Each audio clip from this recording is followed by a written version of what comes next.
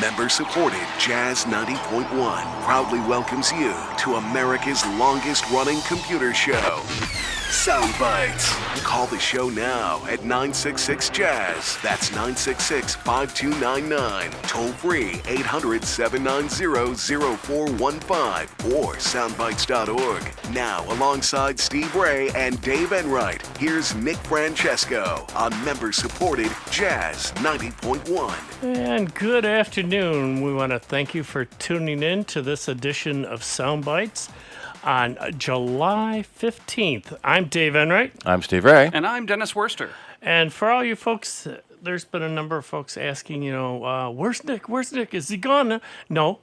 Nick is recovering from some, Things that need to be recovered from. Yeah. But he is doing well. He is. He's going through some tough times because you'd rather be here. I know with us yelling and screaming at folks and everything else like we always have for the past 33 years. But we can assure you he is still alive and breathing. Yep, and I know a couple folks, or at least one person sent a card, and we will try to get that to him. But he, I know, wishes that he could be here, but we are conveying, all of the great thoughts that we miss him, and hopefully that he gets better soon. Yep, giving him a chance to rest and he's an old guy, recoup. So he needs it too. He keeps picking on me, but all right. I want to remind folks, this is a call-in show, so give us a call at 966-5299. Toll free 1-800-790-0415 with your questions. We'll try to get them answered as we always do, but not much. The Amazon days. Yeah. I didn't see many great sales, at least as far as on the computer end or anything else, that, I got to get it. Because I guess I'm still stung by it last year. Okay. When I was looking for an item, and I got really ticked off because come the Prime days, they jacked the price up. So they could have an artificial sale. Yeah. And it's like, what the heck? Oh, well, I had better luck than that. No, did you? I managed to find an Apple Watch that was considerably less expensive than it was previously. I was tempted by that. I have a 2. Okay. It's really time to upgrade. Yeah.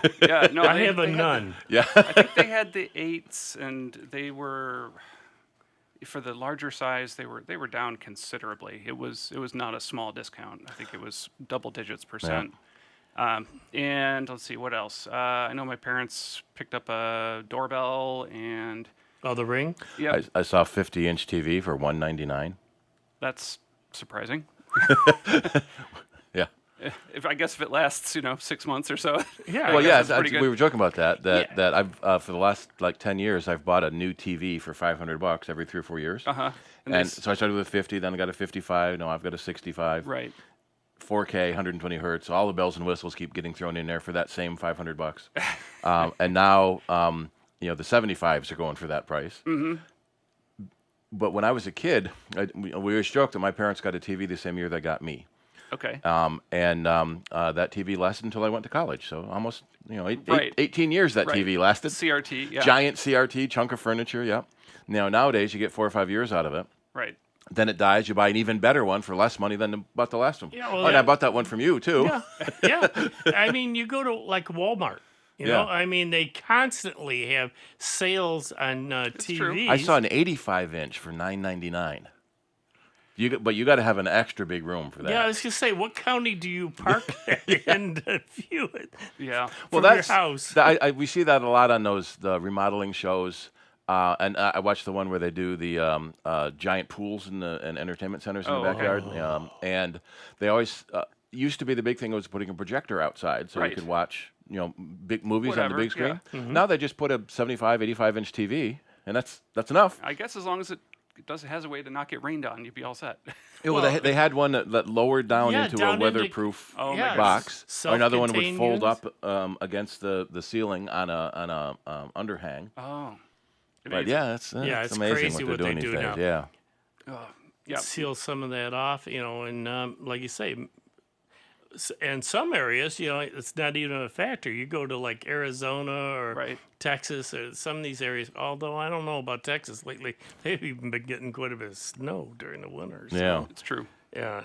My wife decided she needed to have one of these super large TVs. She said, "I want to be able to read the closed captioning without taking out without my glasses." Yeah. She wants to be able to sit on the sofa and be able to read the dialogue Well, this- unaided without having to Yeah, reach for but the glasses. best thing, though, that I did, I've got a 55-inch. Okay. And the best thing that I did for it was added a sound bar. Yep. That you can have all your 4K and everything else, and you can only see the human eye can only see so many pixels. Do you like to anyway. watch movies where things explode?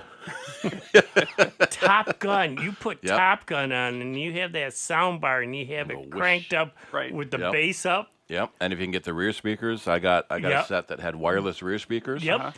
Until I opened it up and realized that the two rear speakers plug into each other into a little box. Okay. That's wireless to the front. Oh, I see. Okay, that's better than needing to string wires Right. all the way Yeah, around the room. yeah. But it wasn't completely wireless. Yeah. Wireless no, with it an is- asterisk. Yeah. But yeah, Yeah, if you get the subwoofer on there too, Yep. it really makes things that's right way underneath. better. Yeah. Oh, the effects. You get more out of a movie. Yeah. To me than all this 4K and everything else. Yeah, granted, you could see the tiny pores in their skin and everything else. And it's like, yeah, I don't need to see all that. Well, in concerts too, even getting a set-top box and connecting to YouTube or to other places and listening to live concerts or listening to Oh, pre-recorded stuff, it's just amazing. We did the Adele put on a concert, a live concert, and we listened to that and cranked up the sound bar on that one, and that was fantastic. It's amazing what you can pull out of off the internet, and you run it through the right equipment, and you can just be Yeah, impressed it's- all night long Yep. Yeah. without leaving your house. I just found an article about a free 50-inch television, Okay. and they've passed out their first 500,000 of them. Okay. And how does this work? And how much is there's- this free TV? It's a You 50. pay for the shipping and No, it's a 50-inch TV, and Okay. underneath is a second screen full of ads. Oh, So it's ad-supported. Ads are on all the time. yeah. But it's a free TV. Oh, what was the movie that was like that? Idiocracy, where they just had the ads all the way bordered like a Yeah, all the way frame? around it. Yeah. That's kind of interesting. Interesting. I wonder if it has a little sensor, so in case you set up books up against it or something. Well, yeah, you just tape paper in front of it, so you don't have yeah, to. black Right. paper. See the ads all But the does it time. have like a proximity sensor, so it It can tell may, if you yeah. blocked it? Well, because that was always sort of the goal of like the Nielsen ratings, where you have to record what you watch. Right. And last time I had to do it, they actually allowed for DVR and streaming because you could write down what if you Yeah, were on my a streaming wife service. does Yeah. that. You had to She put it in a enjoys journal. doing that But in the The, surveys. so the first couple of days you're really fastidious about Oh, doing yeah. it right, and then you forget about it until the end of the week, and then okay. Oh yeah, make up yeah. stuff. So now what they want to do, and there've been some trials of it, is they have a camera you put on your TV, and so it can tell who's watching by face detection. It can tell how long you watch, Right. and it can tell what you're watching. Because it knows where your TV Yeah. is tuned to. Right, and it can listen to the show that's airing. Huh. And so you don't have to write down anything. You just have a camera pointed at you. Well, that's and all you need. and well, a lot of people are doing that now, so they can do video chats with Good the point. family. Good point. They'll often have a camera or use your phone as a camera Right. up on the big TV. And that's a new feature of iOS 17, right? That you're supposed to be able to put More your more camera- easily do it. Yeah, Yeah. and then Or is it the tvOS on the Apple TV? I think a little of both Probably. because we've done that before. Where just set the phone on a dock. Yeah. And then AirPlay it to the television. Right. Yeah, we've done that. Yeah, so this must be something new. Yeah. Well, it more integrates it easier. Amazing. Yeah. Yeah. I just want to remind folks, the lines are open. Give us a call and let us know your experience, whether you partaked in this great Amazon Yeah. Prime days. Did or, you find anything great? Yeah, share with us, please. I didn't need anything during Prime Days, but then on Thursday, oh crap, I got to order this. Damn it. That happens. Yeah. Well, I mean, I got to admit, Amazon is very convenient in finding some unique stuff. Sure. But you still have to shop around, just like every place, because you might find it less expensive at a local. In fact, the TV I True. got now, I bought on Amazon from Best Buy Okay. because I could use my Amazon points and my Best Buy gift card. So I ended up only paying like $200 for a 65-inch TV. Well, it's just like Got to stretch those dollars. yeah, when Connecticut was out, Yep. you first do for the Raspberry Pi 4s, Right. and they'd send you to Amazon, and then you'd go over to Connecticut, and they were a heck of a lot cheaper. And Yeah. it's like, why would I pay that? Other than, I can get it in 2 days. And the Connecticut, I had to wait, 3?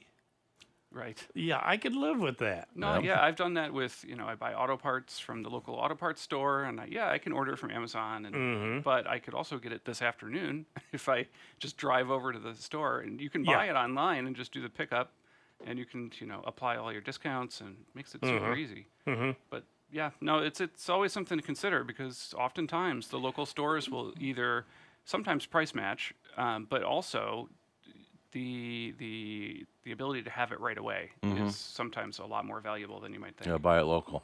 And a lot of companies are now selling through Amazon Sure. themselves, and like I had mentioned Best Buy, because they know people go to Amazon. Right. Yeah. So if you can get same-day delivery or same-day pickup Right. from the place you're already looking for stuff, Yeah. Oh, we got that huge warehouse right in our backyard Yeah. now. That's I true. mean, that storage center up there on, Clay Road, is it? it's up off of Elmwood. Oh, there's one out there It's now, too? by 531. Yeah. Because there was one in that Henrietta off thing- of Clay Road.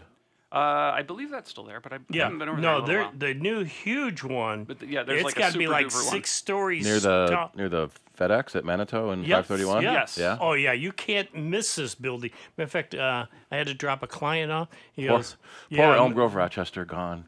Kodak. No, Well, no, there's all the still buildings out there Yeah, have been just repurposed. No Yeah. Kodak anymore. There's lots of places that are leasing Yeah. in that area, and Kodak doing is pretty still well. out there, though, in some small Well, Kodak aspects. Alaris. It's not Yeah. really Kodak. Yeah. Well, it's just like Kodak Park. I mean, Yeah. there's so many parts there that have been leased out, and I always there's- find it interesting when I go up Lake Avenue there by, by Eastman Avenue, because as a kid, That must be what article I hear. Lexington Ave in the town of Greece at Eastman Business Park. yeah, that's one of the distribution Yeah. centers. Okay. But then the main warehouse is out there on 531, off of 531, and that thing is ginormous. Yeah, like it's I a say, monster. about 6 stories tall, and it's got it looks like it goes on forever. It's incredible, and they built it new, which was Yeah, yeah. surprising to me. Yeah. A few years It always ago. seems a shame when there's so many empty buildings and someone puts a new building up. Yeah, well, I mean, if It's you're cheap, probably cheaper than renovating what is already there. Well, the guy, like I say, I was dropping off a client right across the street from that. He goes, "Yeah, they ruined my view. Now I open up my front door and I see the front door to the warehouse." He used to go over there, I guess, because there was a lot of deer and everything else, and okay. he loved walking through that area. And he says, "Can't do that anymore." 2.6 million square foot facility on Manitou Road. Right. Well, yeah. So that's the third one in Rochester. I Well- didn't think we were big enough. I guess we're up and coming. I got Well, Yeah. we're on near the throughway, so we can push stuff in Yeah. lots of different directions. Yep. So makes it easier. Maybe land was a good price. Yeah. You've seen that meme comparison of the different shipping companies. UPS. What package? FedEx. Yeah, it'll be here between tomorrow and next month. We don't Right. care. Yeah. Amazon. We knew you were going to order that tomorrow, so we shipped it to you anyway. It's on route. Yeah. All right, let's go to the phones. We got Brian from Greece. Go ahead, Brian. How you doing, guys? We're here. I live just a few miles from that Amazon warehouse. Okay. What can you tell us? I think I can go there and do my exercises walking just around the building. Oh, Yeah. no doubt. Get a couple miles in, Well, you're going to have to take a guide with you because we want you to make it back to your house. So That's true. don't want you to get lost. All right. Several, 5, maybe 6 years ago, I bought a Chrome box. Okay. It has worked very well, and it's still working usually pretty well. Mm-hmm. But I don't know if it's just showing its age. But every once in a while, it shuts down and reboots all by itself.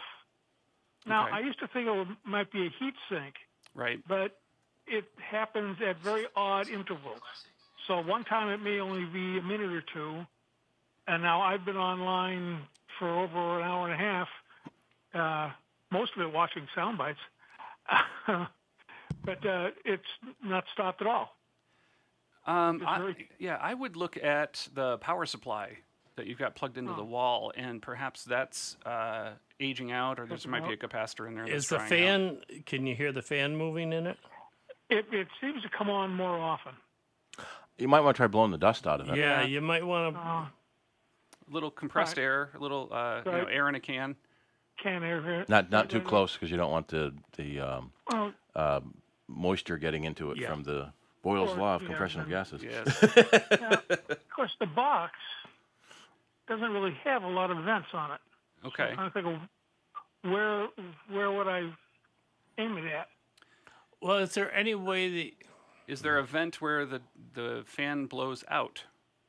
That's what I'm trying to look for right now. Okay. Sometimes All the wires are. they'll use the whole chassis as a big heat sink. Heat sink. I Yeah. know Apple did Yeah. that with their big aluminum stuff. Yep. I'm looking at the bottom here. Okay, the vents are at the bottom. Okay, Okay. yeah, try Yeah, blowing they it out. kind of hide them now too. Yeah. Right. Yeah. And, Well, and that's tough because if you get dust on your desk or something else, and then you go and Right. dust it with a dust cloth, sometimes it stirs up the dust, and then your Yep. fan sucks it right in there. Yeah. sucks Yeah, it right in. That's what a vacuum, a computer literally is a vacuum cleaner. Yeah, It right, sucks the really. dirt in like crazy. Low power, yeah. Builds it up, and you're really good. Yeah. So I'd start with the this- dust. Yeah. Before this, I had a tower Okay. and opened up that every once in a while and said, "Well, look at that." That's I where can it all knit a went. sweater. Yeah. So yeah, This is I quite would a start with the dust. Then, if you're still having the trouble after that, I would look at the power supply and see if Power there's supply. a Okay. way to keep that nice and clean. Especially power. if it's an external brick. Yeah. It may be that the plug has gotten loose where it plugs into the computer. Maybe, Or yeah. or maybe in the Okay. wall. I don't know. Yeah. Yeah. I got it down to a universal power supply. Okay. But, that doesn't mean the plug isn't loose. Exactly. Yeah. All right. I'll trace those. It sounds better than having to replace the box. Well, yeah. We'll At start this with the point. easy stuff. That's right. Exactly. Call us back and let us know how it goes. I shall. Enjoy the afternoon, gentlemen. All right. Thank you so much. Thanks. Bye. Yeah, it's tough with the new machines because they want to make them look so nice and sleek. Yeah. They make tiny little thin vents at the bottom to draw air in, and then they're pushing it out, especially when machines get really hot. You know, Yep. those fans are kicking up and moving a lot of CFMs. So many times when I open a computer, the fans are just caked solid with dust, Yeah. and the heat sinks, and it's terrible. Right. You wonder how the poor thing is going. Oh, Yeah, it's choking. It's I trying to used move to- air. I used to have this little plastic cube Okay. at our shop, and I pulled out all the stuff out of this one computer, and there was dead flies in there and other bugs and everything else, and we sat it right there in the Oh, corner, telling folks, here's why you want to clean out your computer. This is just part of this stuff Right. that came out of one computer, because Yeah. the person happened to have cats. sure. That's not And, helping. Yeah, the fur and all that Pets, just gets yeah. sucked on in like nobody's business. No, it's true. And when people have towers down on the floor, if you've got carpet, that tends to be even worse. And, it's a tricky daunting unit. task. And when the dust goes inside, so you don't see it Yep. until you open that case. Yep. So it's hard to know what's going on. All right, well, let's go back to the phone. We've got Mark from Greece. Go ahead, Mark. Yeah, Dave, I've heard people use leaf blowers to blow out their computers to really get them clean. Is there any risk in doing that as far as the bearings on the fan? You want to be careful about what you blow into it. Well, Well, I mean, if you usually prep an area that's clean. yeah, we you know, used to do that. We used to take them outside. The birds loved us because we'd sit there. We had a table, and we had both a hose and at the end there we started using a low leaf blower, on a low power, Yeah, and it blow the dust and dirt all over. Like I say, the birds loved it because they kept coming around and grabbing the tufts of fur and everything else, and the dust bunnies, to Nice take back for soft their little nest. Nice soft nest. Yeah, exactly. But- Yeah. So low power, I wouldn't have to worry about the No, bearings because on the fan? there's no moisture. Like we were telling the folks before, when I had the air hose outside, we had an inline filter because even with compressed air, there is moisture, and you don't want to be blowing that on electrical components. Now, how about the bearings as far as making them spin way too fast and burning them out? Yeah, it's the kind of thing you want to be careful with. I think a leaf blower might be overkill. I think Yeah. compressed air Like out of I a say, if can you use from a your leaf- office supply store is the way to go. I mean, you can. What we used to do, because it was always tough with the fans on the CPUs. We used to just take a small piece of electrical tape and tape the fan blade to the side of the fan itself. That way, it kept it open. So it's we're blowing, you're not sitting there watching this thing spin around and not really cleaning it out. Right. So a little piece of electrical tape over the side, you just got to remember to take it off when you're done. And, it'd blow it out really good because in between those, the fan sits on those fins and the fins can get really packed with dust. Yeah. Now, how about the power supply? Any issues there? Is that more of a robust fan? Yeah, that is. But depends. again, there we just. I won't even go into how we did it because I would say, in general, I take a look at which way the fans blow in the power supply, Yeah. and those tend to have bigger vents in them. So I'll find out where the vents are. I'll make sure that the exhaust port of the power supply is not around anything else that I don't want dust to get on. So sometimes I'll take it outside or Or to the other thing garage too and is, then let loose on it. or take a vacuum cleaner, like a shop vac, reverse it. So suck it's it out. not blowing out at it, it's sucking it in. So you can take it to, within the power supply, and you get, say, like a smaller nozzle, and you go pulling it in to the shop vac instead of into your computer. I'll often do that I'll have the shot back with the hose next to the computer, so I'm blowing it out while I'm sucking it into the. We actually Contain the mess. after going through so many cans of compressed gas, we got a rechargeable little blower Oh, where it's got a fan in it that blows. It's a hairdryer with no heat. right. And it was really inexpensive. I'm trying to find the one we bought, but I'm digging around a large retailer. And most of them are saying like 100,000 RPM. My goodness.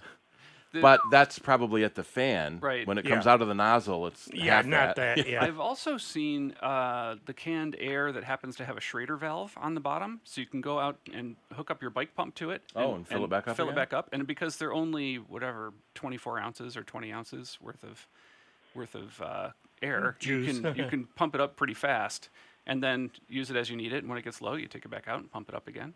So I think there are options out there. I think a leaf So, blower yeah, might be a little overkill, but Yeah, give those different ideas a thought. Yeah. I was even thinking about just having my son have a long, pencil or something and hold the fan still while I'm blowing.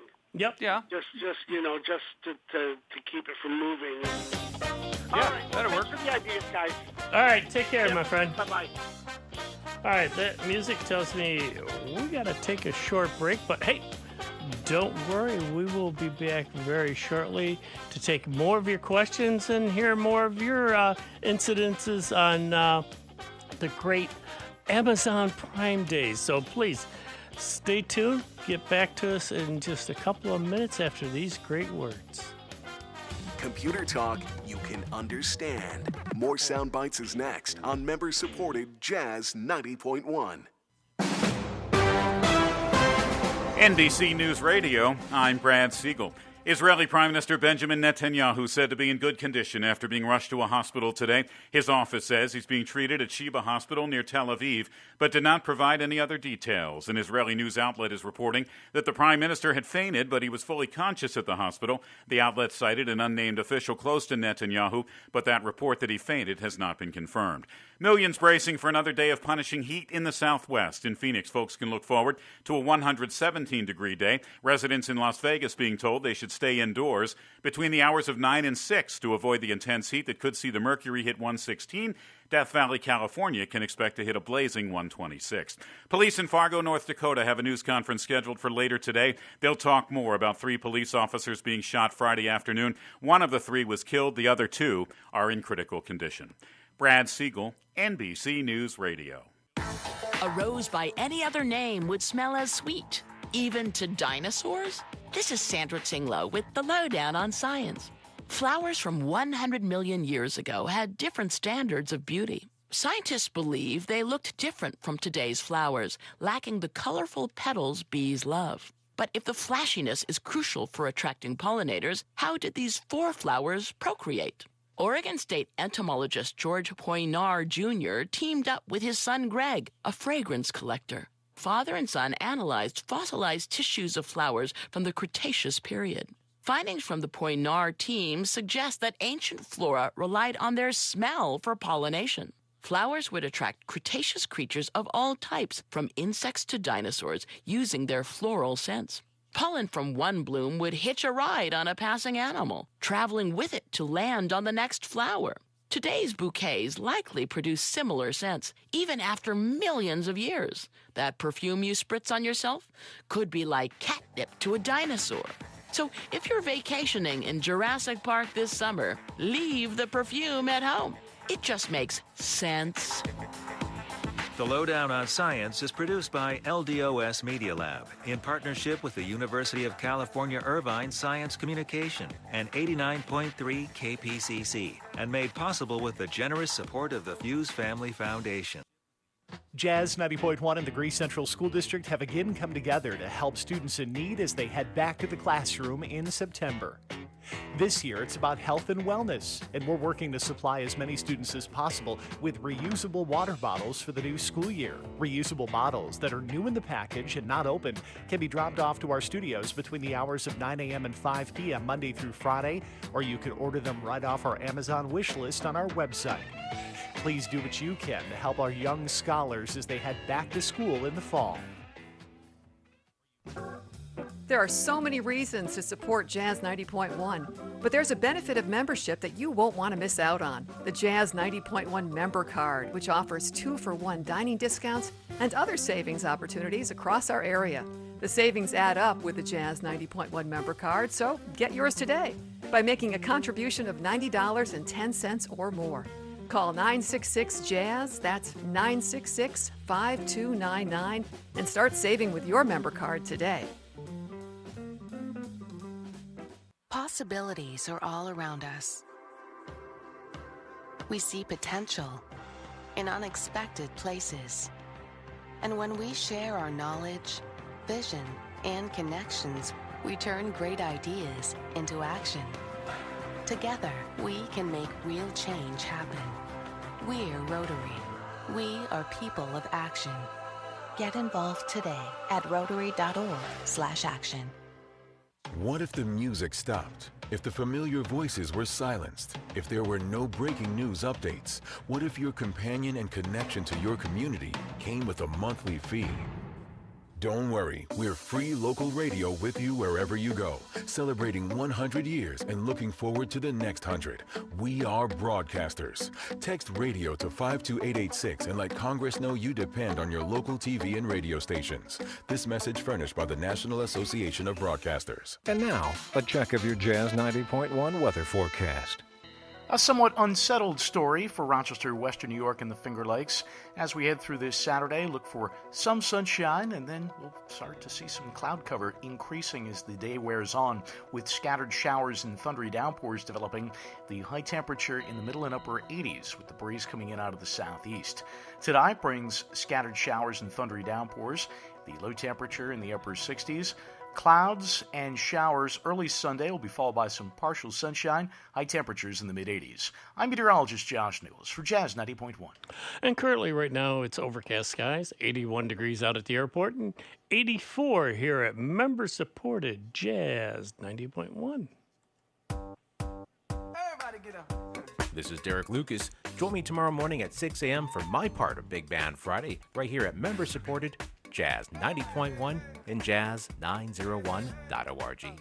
And welcome back to this edition of Sound Bytes. I'm Dave Enright. I'm Steve Ray. And I'm Dennis Worster. And I want to remind you folks, the numbers to call are 966-5299 for the locals. And anybody out of state, which we do have a number of listeners that do frequently call us from out of state, can call us at 1-800-790-0415, and we'll take your questions. And we'd also like to hear your experiences as far as Prime Days. You know, we've been they pumped it up so big, it's the other big Black Friday, but, you know, and a lot of stores also were trying to compete for your dollars. But there is, because I can honestly say is, you know, it's not like the old days when, you know, there was all these big computers and everything else biting for our time, you know, and money to go check out. Now it's either, the wristwatch, the laptop, or the tablet, or even perhaps the new, I know they're making the big deal out of the foldable phones. Mm-hmm. Sure. Yep. I saw some of those. Still wondering how well those screens are going to hold up. I'd like to hear from anybody that might have one of those, because they have been out for a little bit. But I still wonder, you know, opening and closing. How many times that is it much, you're going to be able to do it? Yeah. Before, you know, cracks on that or gives out on the hinge. Right. Well, according to reports, Amazon Prime spending was up 6% over last year. Okay. 375 million items, Wow. totaling nearly $13 billion. My goodness. In 2 days. That's a lot to move. Yeah. So I also noticed that Apple's got their public betas open for all their releases for the watch and for Mac OS and for tvOS and for iOS as well. And I wonder if any of our listeners are installing public betas. And if they are they doing it on their everyday equipment, or are they doing it on a second device? One big caveat is don't install it on your only device. Yes. Because it's a beta. It will crash. You will lose all your data. Oh, yeah, that's almost certain to. Yeah. I mean, back in the day, and I'm talking back in the day when both Steve, Nick, and all of us here used to actually be what they called beta testers. And what you did was you would install their software with the notion that it's probably your job was to try to get it to break. That was the big reward for you if you could find a flaw in it and report it. So you always put it on a spare machine. Doesn't have to be a big workhorse, you know, a big loaded with memory and everything else. It just had to do the job sufficiently so that you could test it out thoroughly and try to break it.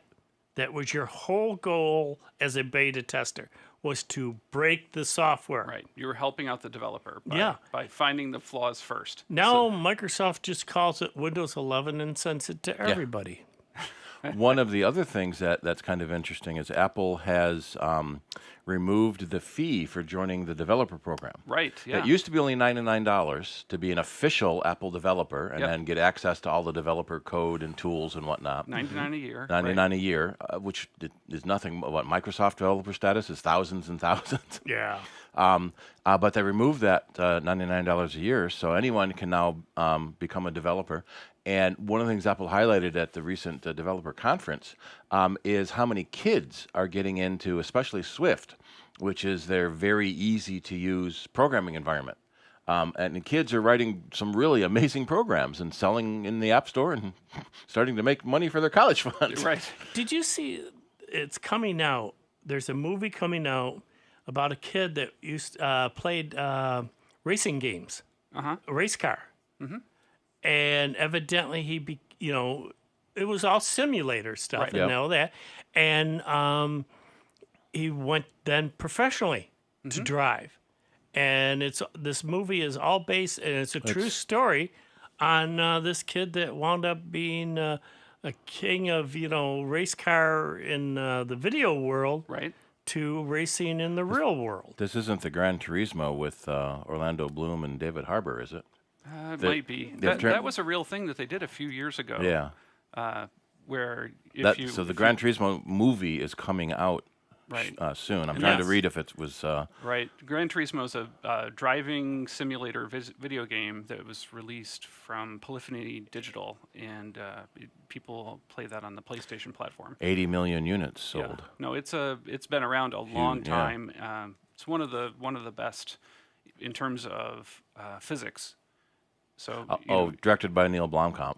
So it's going to be good. Oh, okay. I don't know that name. It looks District thrilling. 9? I mean, okay. Just the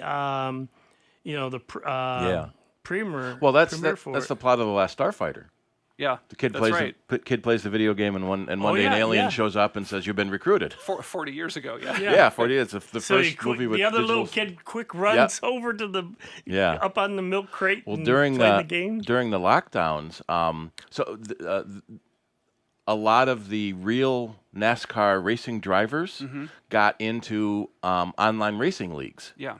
And there's this huge online racing league where they license cars, they license tracks. Yeah. So you can drive the real car on the real track in the simulator. Some of these guys go way overboard with their full cockpit simulators. Well, yeah, that and actuators on their chairs that when you press the gas, the chair tips back. When you hit the brake, it tips forward. And some of these electronic players were better than the NASCAR guys on the real tracks. Right. And the NASCAR guys go, because you can't feel the car.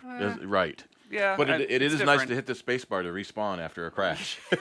Well, I saw one like that for a fighter jet. Yeah. And they actually had an actual fighter jet. A cockpit? Yeah. It's there with the helmets hanging on the walls so they could put them on for a full simulator. And it's like, I've seen some people that's do that serious in gamer. RC world. The Sims have gotten tremendously more advanced in the last 10 or 15 years. There are some online on simulators where people are flying the planes. Yeah. Other people are air traffic control. ATC, yeah.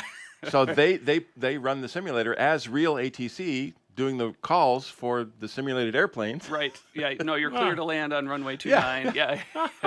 And it's all done in real time. So a flight from New York to LA takes 5 hours. So everybody plays together. It's sort of like the I don't modern know equivalent if of having play is the right word.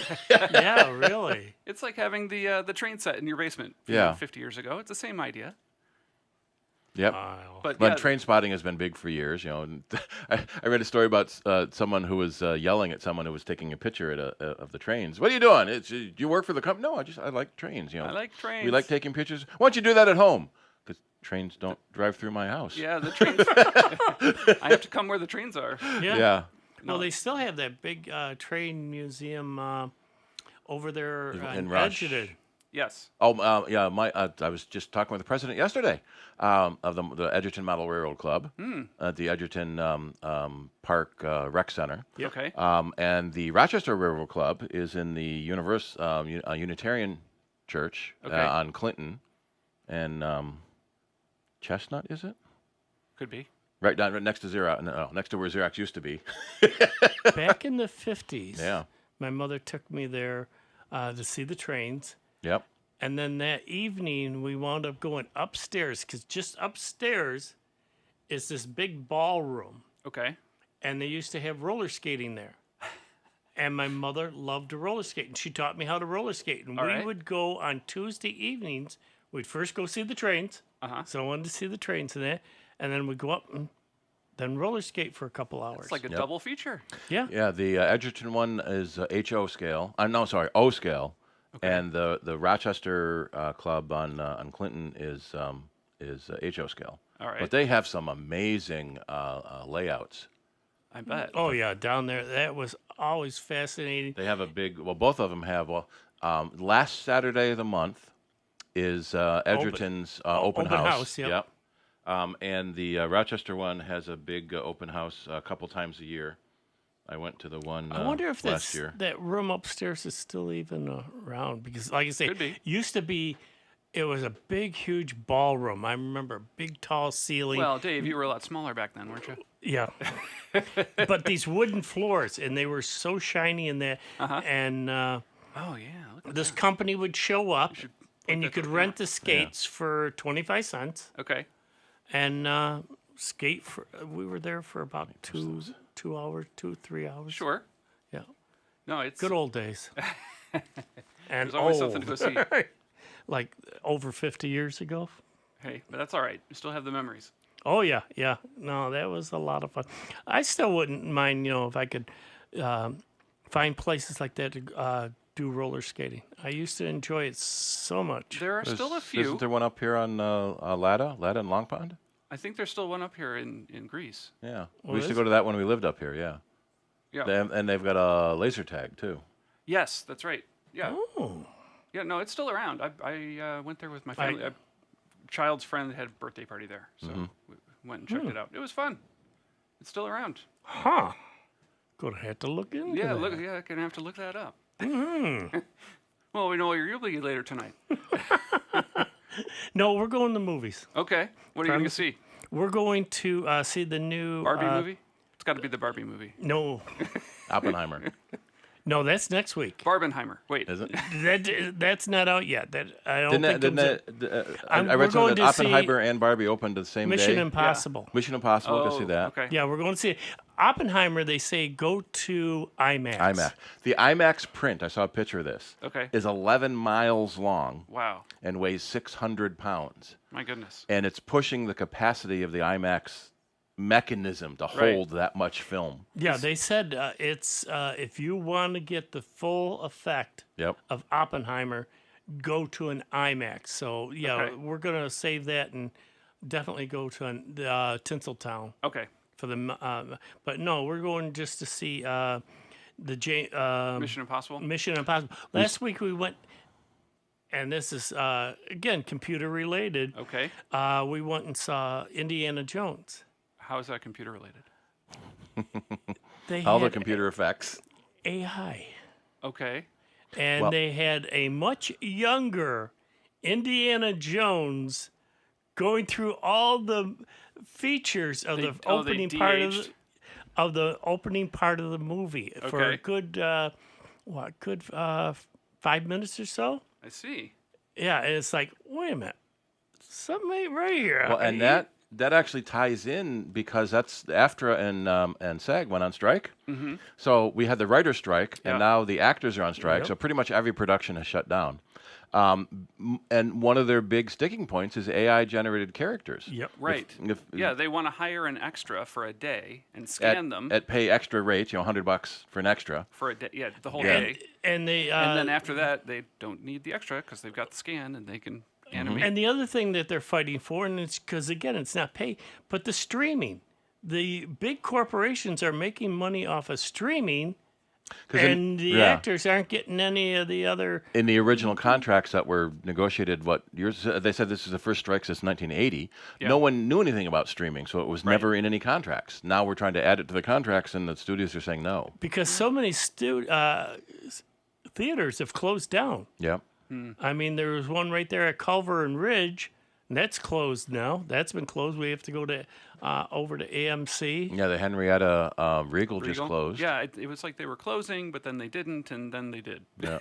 And now I'm not quite sure. I just presume they are, but I don't know. There's so many places now you can get it at, stream it at home. Well, now Disney, CEO of Disney, said something. No. Is it still Iger? I don't know. He said something this week, complaining about Disney's revenue was down in the last quarter. Yeah. And he's complaining because streaming is causing it. Okay. Because they put their movies to streaming too soon. So people are not going to the theater, so they're losing money on theater sales because people are streaming it. Mm-hmm. Well, then shouldn't they be getting more streaming money? Well, I mean, it depends where they make the most dollars, I guess. Do they make more dollars when you drive out to the theater, or do they make more dollars when you pay your subscription every month? Yeah. There's one that's movies used to coming be out. a cheap date, and not anymore. No. there's a new one coming out right now, and it's going directly to streaming. I forget. Well, yeah, a lot of movies that used to be not even going to theater. Well, it it's used to be going direct to right- video. Now it's Right. direct to streaming, Yeah. where they don't think there's enough possibility of demand to actually put in a theater for that much. So they just lay it out to, well, back in the day, they Yeah. lay it out to VHS and let it hit the store shelves. Yeah. Well, and then before that, it was for rental. You send it to rental first for a couple of months, then you send it for purchase. Right. Well, that's the other thing that's disappeared. With the folks, Redbox. Yeah, they're harder to find now. You used to be able to go a lot of places, drugstores or chain stores and that, and they'd always have a Redbox there that you could pick it up at one and go to another, drop it off at another. And, Sure. Yeah, the Wegmans in Parenton that I go to, they used to have it right out front, and now they moved it to sort of the back somewhere. And they're Because, physical DVDs are down. If you want to try to buy a DVD player today, that's got to be tricky.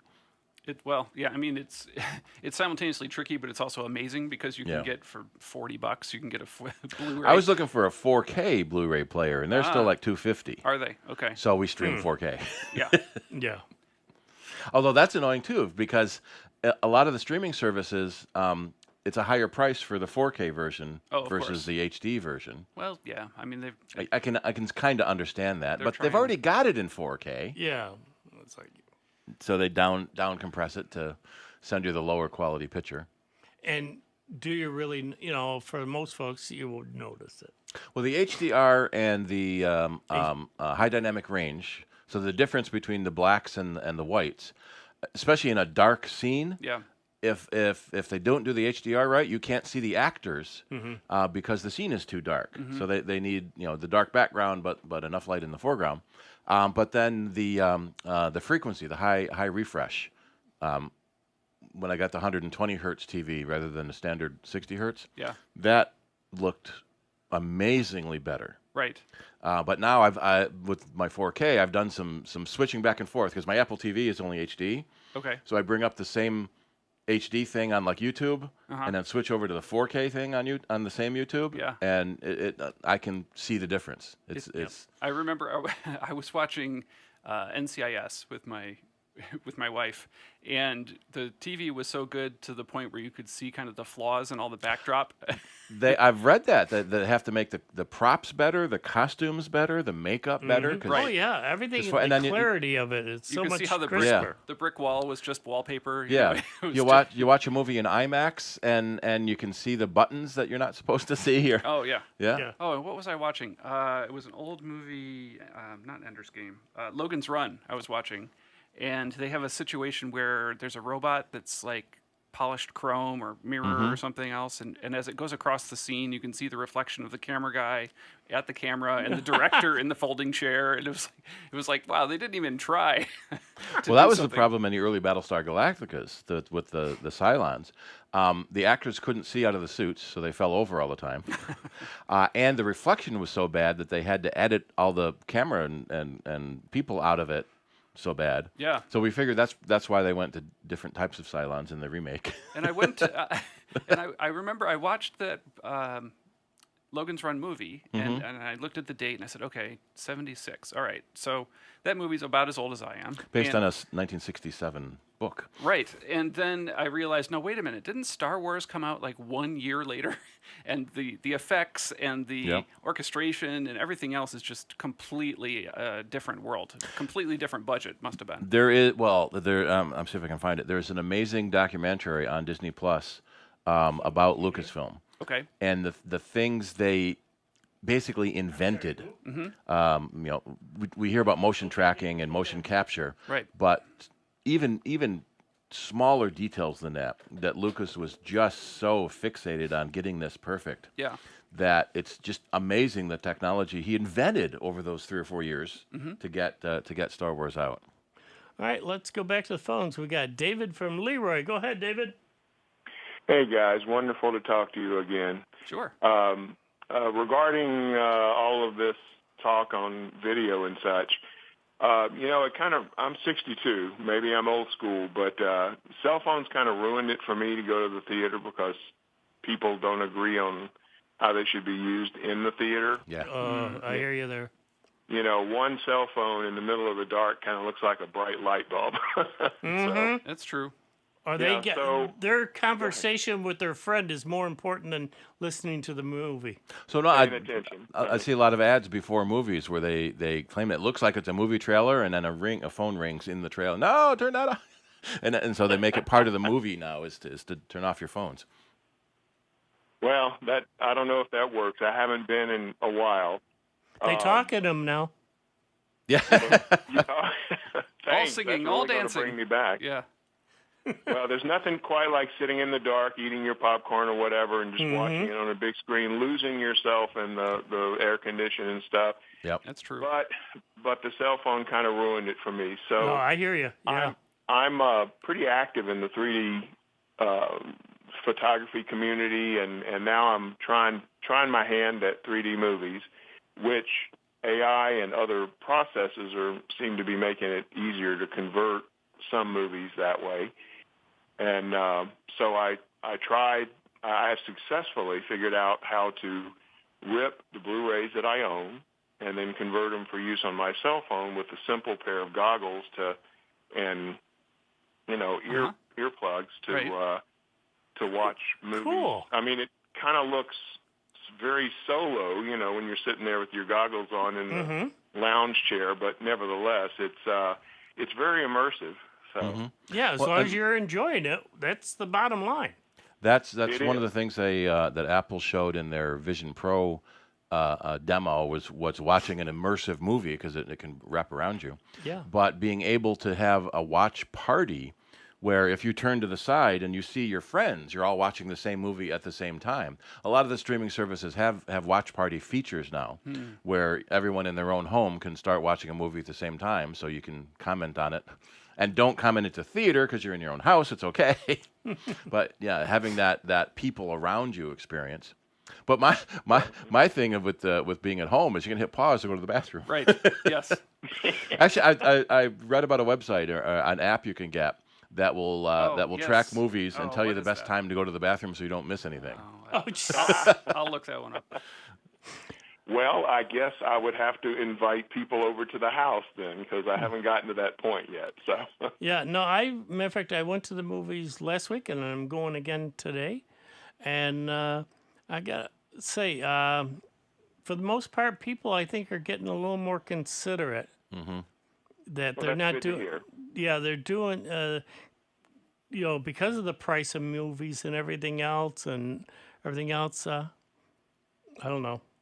Like you say, but I have experienced that in the past where back in the day before COVID and all that, I can remember one time having to turn around to somebody and say, do you mind hanging up that phone? The movie's going. Yeah. Right. And then you're the jerk. Yeah.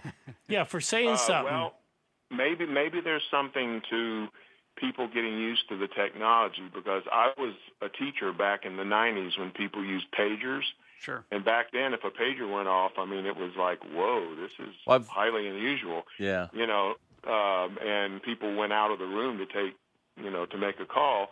Now in the classroom, if a cell phone goes off, people are apologetic. Like, oh, I'm sorry, I need to take this. Is that okay? Yeah. Yeah. I've seen more considerate news snippets where they have like a little phone corral at the door of the room, and when you enter the phone, you drop in your you enter the room, drop your phone in the corral, and pick it up on the way out again. Yeah, keeps you from being distracted by it. Yep. All right, so my classroom, I have quite a few Mac computers in my classroom. I've always thought it was kind of silly to keep their cell phones and yet put them in front of a 27-inch screen with the internet. Yep, there you go. Good point. All right, well, thank you guys once again. I call in fairly regularly, and I love your show. Thanks much, Davey. You take care, my friend. Enjoy. All right. All right. That music tells me an hour has just slipped right on by. Goes fast when you're having fun. But hey, there is another hour still to go. So, go ahead. As Nick would say, take that short bio break. But we will be back very shortly to take your questions and give our comments at 966-5299, toll free 1-800-790-0415. So go ahead, take that break, and we'll be right back. Online 24 hours a day, 7 days a week at soundbites.org. More with Nick Francesco, Dave Enright, and Steve Ray next on member-supported Jazz 90.1. WGMC Greece Rochester. A public service of the Greece Central School District. Jazz 90.1. On Twitter at 901jazz. NBC News Radio, I'm Julie Ryan. The man accused in some of New York's Gilgo Beach serial killings is pleading not guilty. Rex Heuermann is charged with 3 murders and has been assigned a lawyer. At least 10 sets of human remains, mostly young female prostitutes, were found on Long Island along or near Gilgo Beach more than a decade ago. More information is expected to be released today on what led to 3 police officers being shot in Fargo, North Dakota, one of them fatally. The other 2 officers are in critical condition. The suspect in the shooting is also dead. The scorching heat continues today throughout the Southwest. In Phoenix, Arizona, folks can look forward to a brutal 117-degree day. Elsewhere, Las Vegas residents are being told they should stay indoors between the hours of 9 a.m. and 6 p.m. to avoid the intense heat that could see Sin City reach 116 today. Julie Ryan, NBC News Radio. Jazz 90.1 is supported in part by Summit Responsible Solutions, a manufacturer of organic, all-natural mosquito control products under the Mosquito Dunks brand name. Mosquito Dunks can be used in ponds, bird baths, rain barrels, or wherever water collects. Non-toxic to people, pets, fish, birds, and other wildlife, Mosquito Dunks are available at local and national garden centers everywhere. Information on how to control mosquitoes can be found at summitresponsiblesolutions.com. Jazz 90.1 is supported in part by our members and by animal repellent Plant Skid. It's organic and safe for use on fruits and vegetable gardens, as well as trees, shrubs, and flowers. Plant Skid uses odors associated with predators, encouraging animals like deer, rabbits, bulls, elk, moose, chipmunks, and squirrels to dine elsewhere. Information on how to protect plants from animal damage can be found at plantskydd.com. That's plantskid.com. Here's another I Love New York travel tip. Camping is one of the best and most affordable family vacations. It immerses you in the peace and tranquility of nature. Here in New York, state parks with campgrounds abound from glittering Lake George to thundering Niagara Falls. As night blankets the landscape, you'll see millions of stars shine over the Adirondack backcountry, smell the campfire on the shores of the Finger Lakes, and many more campsite moments. Whether you like to rough it, follow historic pathways, or live luxuriously, New York camps and campgrounds have something everyone will love. In addition to state-owned facilities, family and private campgrounds inspire the explorer in all of us. For more information on camping in New York State, visit the I Love New York website at iloveny.com, download the I Love New York app on Google Play and the Apple App Store, or dial 1-800-CALLNYS. It's easy to love New York. Are you thinking of adding a pet to your family? Greece Residents Assisting Stray Pets, or GRASP, is committed to reducing the number of homeless pets by placing dogs and cats into compatible, loving, permanent homes. For more information on how you can give a homeless pet a second chance through adoption, visit graspinc.org. GRASP, striving for the day when every dog and cat will live in a loving, safe, and healthy home. Did you know that HIV is still a problem in the U.S.? Did you know that HIV is not the same as AIDS? Did you know that when HIV is undetectable, it is also untransmissible? Did you know that 21% of new HIV cases in the U.S. occur among those ages 13 to 24? Now you know. Get the facts about HIV and get tested. The Elizabeth Taylor AIDS Foundation can help you find free, fast, confidential testing near you at etaf.org/resources. After serving in the military, life can seem like an endless loop.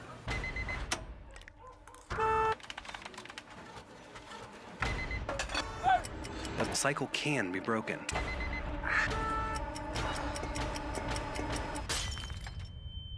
You're not alone. Visit maketheconnection.net to learn more. Welcome back to America's longest-running computer show, Sound Bytes, on member-supported Jazz 90.1. Get online now. Call 966-JAZZ. That's 966-5299. Toll-free 800-790-0415. Or submit your question by email at soundbytes.org. Once again, here's Nick Francesco, Dave Enright, and Steve Ray on member-supported Jazz 90.1.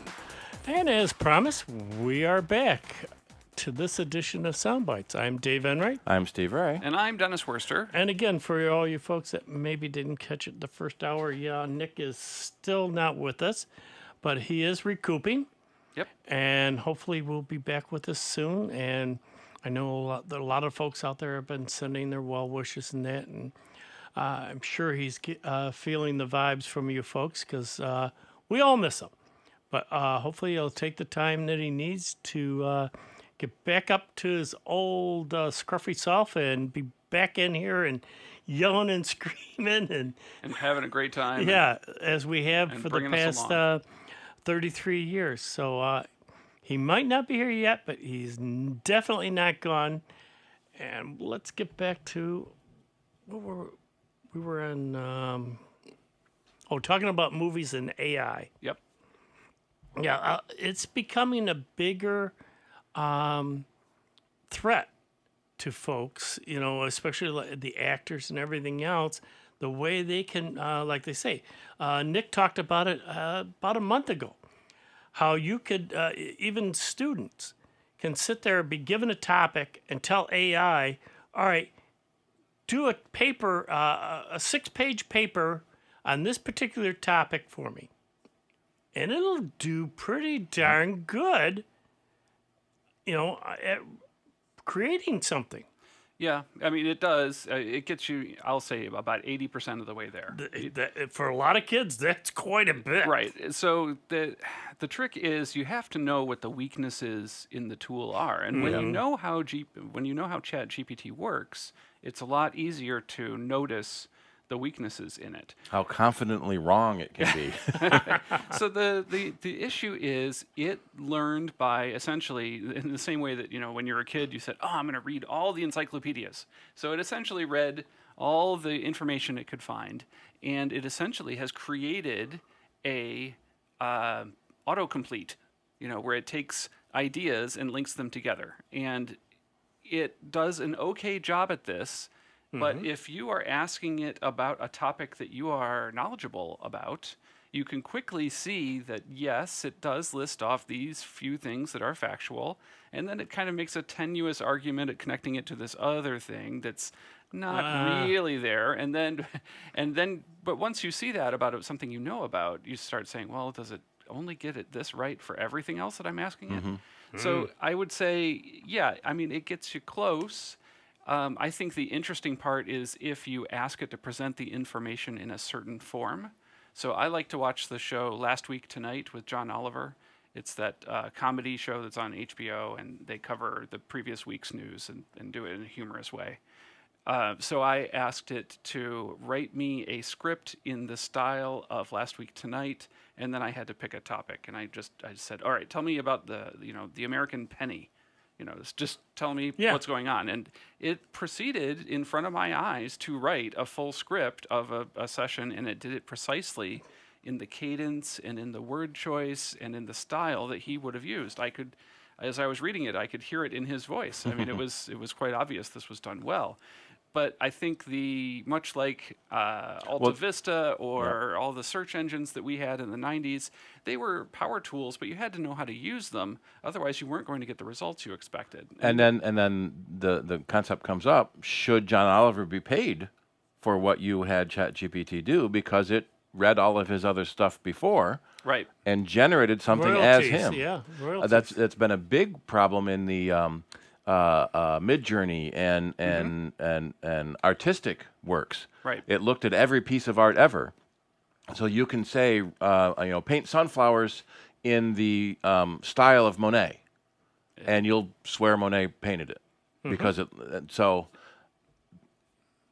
modern artists whose stuff have been sucked in too, who are still alive to complain, right, are saying, stop using my artwork. Right. to generate your stuff. Yeah. No, it's turning into a big mess. Yeah. I like to say that you go to Google and you type a search phrase, and you get a bunch of links of websites to explain the thing you're looking for. Right. You go to ChatGPT and type the exact same phrase. It goes to all those pages, looks up all that stuff, and then writes you a summary. Right.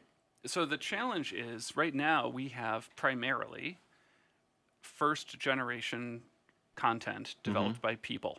And there's a small sliver of that pie that is also generated by AI.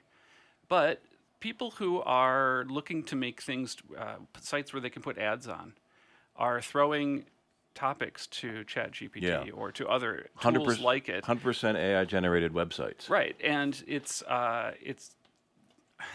lot thinner on the information, but it has a whole bunch of places to place ads. So the problem is the next generation of these tools that goes and scans the internet, they're going to find a bigger slice of the pie that's AI generated and a smaller slice of the pie that's human generated, and they're going to base their knowledge based on that.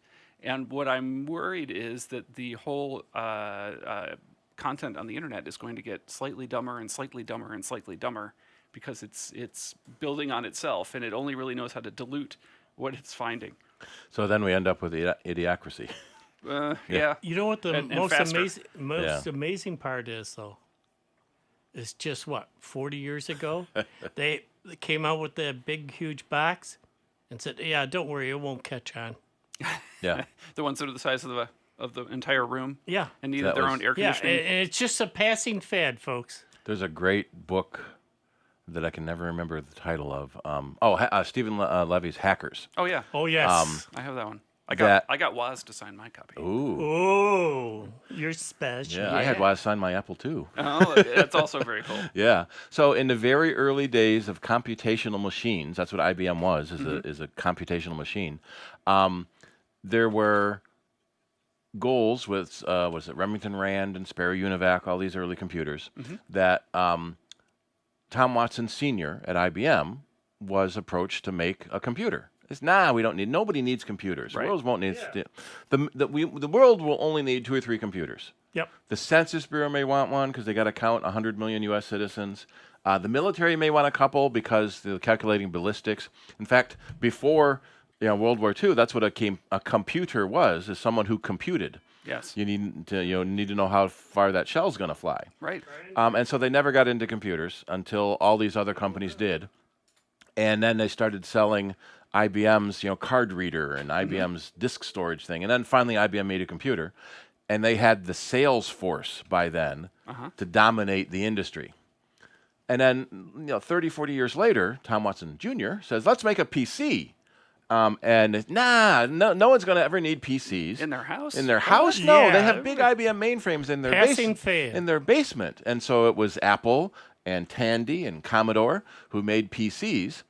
And then IBM slapped together a PC with off-the-shelf parts. They went to this college dropout in Seattle and bought an operating system that that might work for them. Didn't put any effort into it. From concept to production was like 18 months, which is ridiculous. What was that dropout's name? Bill Gates. Yeah. And he lied about having an operating system. Yeah. And then he scrambled and found a guy. Bought it from him. But then because IBM had their marketing power again, the IBM PC became the hit. Why don't you buy a PC? Because you have big IBM mainframes in the basement. Right. And then people could steal all their software from home, from work and take it home to their PC compatible. Right. Bill Gates' smartest decision was a non-exclusive license for DOS. Yep. And IBM didn't care because there was no one else to sell it to. Right. Until there was Kpro and Compaq and Tandy. Yeah. And everybody else. Leading Well, edge, And Microsoft Flight Simulator for the longest time was the that was the litmus gold test. Yeah, litmus test, the gold level. If your PC was compatible enough to run Flight Simulator, you were true 100% IBM compatible. Yeah, no, that'll work. Yeah, you can run Lotus 123 in character mode at home. All right, let's go back to the phones. We got Brian from Gates. Go ahead, Brian. Hi, guys, again. We were talking about the ChatGPT. Yeah. I preach on a semi-regular basis at one of the churches in town. Okay. And so I was assigned this one weekend, and I wrote out what I was going to do for my sermon for, after researching for 2 weeks and talking with other people, and I came up with this text. So for fun, I typed into ChatGPT, write a Christian sermon based on these texts, 700 words. Okay. It took it less than 3 minutes to churn this thing out. And it was okay, but I compared it. I gave both of them to somebody else, several other people. I said, what do you think? Didn't tell them where they came from. Right. And I said, this one sounds like you. This one has no heart. Yeah. Mm-hmm. It was always the ChatGPT one. And if you Has put it no through a plagiarism personality. checker, you'd probably find that was somebody's text from some other sermon. Could be. Exactly. But there was no sense of investment as a person into it. Mm-hmm. The funny thing was, I made one mistake of saying 700 words. Okay.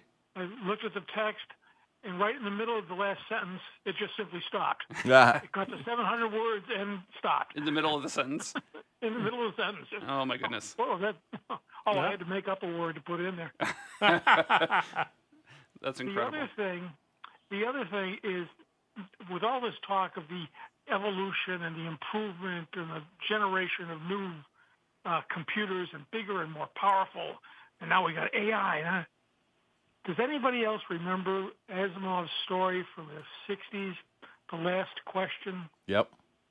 I've always thought this is a perfect example of what Asimov was talking about purely out of the blue. I will This is post where that technology is going to take. because I the need to text read that. the text is free now. The Yeah. last question. So the scientists are they're basically trying to figure out what to do about entropy. Right. What? Yeah. No. Yeah. So how do we stop entropy? Okay. It will continue. Okay, entropy Yep. will continue. But just an interesting thing that no one goes back and says, this guy was talking about it long before. Yeah. Well, in was it in 80? Where did it go? There was a movie called Looker in the 80s with Albert Finney and Susan Day, and it was a murder mystery. And here it is, 1981. Models were getting killed, and it turns out that basically a TV agency studio was scanning a model, telling her what minute plastic surgery to get to make her face perfect. Mm-hmm. Then they would get it. She would get it. They would scan her again and then kill her, and then put that 3D model of the model into their TV shows. Oh. But since she was dead, they didn't have to pay her. Right. And so, Albert Finney was the cop. Well, don't give the studios any ideas here. Yeah. Well, and this was 81. Yeah. There's little Stepford Wives. Yeah. In there. Yeah. I remember Susan Day was really big on the Partridge Family back then, and Dorian Harewood was one of the cops. So, amazing. Yeah, and that long ago, someone had already thought of this plot. So we'll scan them and kill them, and then we don't need to pay them for their performances. Yikes! Wow. Well, yeah. Talk about no heart. Yeah. Oh, it's available on the YouTube channel, on the Roku channel. All right, now. take care. All right, thanks for calling. Yep. Well, that's interesting. Even somebody who gets paid to talk for a living, tries to do this, tries to put it in there, and people can tell. It's like I said, it's an easy way if you're just looking to link a bunch of facts together with some nice, pretty words and some decent spelling and some decent punctuation. It'll definitely work. Or do some research just to get the crux of what you might want to wrap it around and then change it from there, I guess so, but I mean that's pretty darn close to like what Wikipedia is for except people throw that together rather than Well, and teachers have had this problem since the beginning. We used to have Encyclopedia Britannica. Sure. You would copy down what the encyclopedia said when you did your report. Right. And the teacher had read that too, so she knew you copy. I remember one time, middle school, was it? Senior high, maybe? Back in the 1900s? Back in the 1900s, the late 1900s.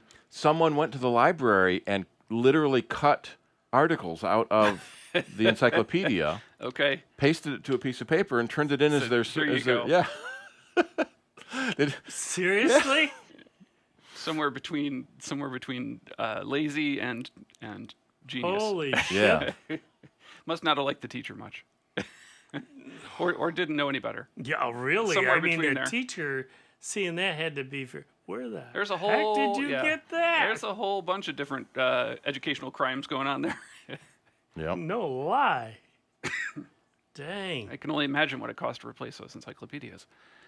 Yeah. But yeah, that was it's getting information, getting it put together, getting it compiled, and learning about things. That's a very human thing to be doing. Yeah. We have come a long ways in just a very short time. Oh, that's the If truth. most of you folks think about it, that are in their 40s and 50s, you grew up with computers just coming on Yeah. to the scene, to where now they run a lot of our stuff. No doubt. I mean, from our cars to planes to multitude of things that you don't even have to think about. They just do it, and they do it tirelessly. Yeah. And you just wonder, it makes you wonder what the heck's going to be on the horizon.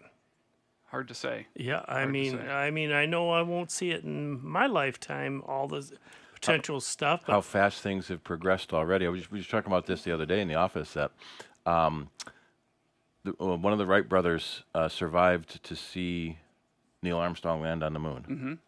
And that was, it was only 50 years between the first heavier than air flight and space flight landing on the moon. And we've kind of stalled since then. And one of the things that I've read, Neil Tyson has talked about this, that we need an enemy. We had the space race was because we had to beat the Russians. Sure. So he's almost jokingly say we should announce that China is going to build a moon base. Okay. And that will really spur us to build a moon base. But India just launched a rocket yesterday. Right. That's going to put a lander on the moon. well, there's so many satellites right now that are up there in space. Sure. That would blow people's minds. Yeah, hundreds of thousands There of are objects. literally, In fact, there's so much space junk. The Air Force and now the Space Force had to create a completely separate division to track it. to track all that junk. Track Yeah. the traffic. Up. And there because was what goes up eventually does have to come down. one collision between two satellites. Was it 2 or 3 years ago? Generated in 20,000 new pieces of junk because the two satellites collided and. Yeah, And because now they all just that extra don't, debris. they just keep circling the Earth because of the gravitational pull. It's not like they collide and everything just dissipates all over the place, Right. Into the great space. No, it stays within that magnetic field. It's yes, that's right. Well, and there's a whole bunch of different what I'll call shells, right? So there's different altitudes that things are moving at. There's low Earth orbit, and then Well, then it's there's things caused above that. damage to these, even the space station. Some of the energy. Every now and then the station has to boost to a higher orbit. Part of the problem, the space station is she's in a very low orbit comparatively, only 400 kilometers, still hitting bits of atmosphere, which slows it get down drag, and drops. Yeah. So every now and then they have to boost to a higher orbit. And there's a great video on YouTube if you look at it, where the astronauts on board will let go of the ship and they fly backwards through the station.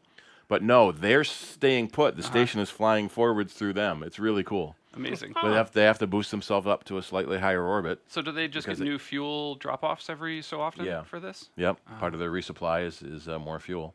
But even some of the higher orbits, in fact, we were mentioning earlier, Tesla's going to launch another rocket at 11:50 tonight with a couple SpaceX. of SpaceX, yeah, with a couple of dozen more Starlink satellites. They're hoping to get 12,000 in orbit. Yeah, eventually. I've been keeping an eye on that because it's really interesting to me that how they're intending to supply basically all the populated parts of the world with decent internet coverage. Now, are they still talking about, though, redoing the space station? Because they were talking about building a new one. But Well, again, like you said, funding and all this other stuff. ISS is getting old. It's ancient. Yeah, and comparatively, yeah. Well, it's no Skylab, but Yeah. So they're is continued pressure from the public sector to stop spending so much money on space, even though space is less than It's 0.3% a of the annual tiny- budget. Yeah, tiny percentage. but it is getting old, and so there are questions about whether do you replace it, build a new one, keep adding on to this one. Is it going to deorbit? So right now, I think there's funding for 2 more years. Russia keeps threatening to pull out because of political pressure with the U.S. supporting Ukraine and their war. Meanwhile, China's building their own space station separate from the rest of us. Yeah. Yeah, that's why I was wondering, because with the Chinese building theirs, and that's, from what I saw, that's going to be pretty high tech.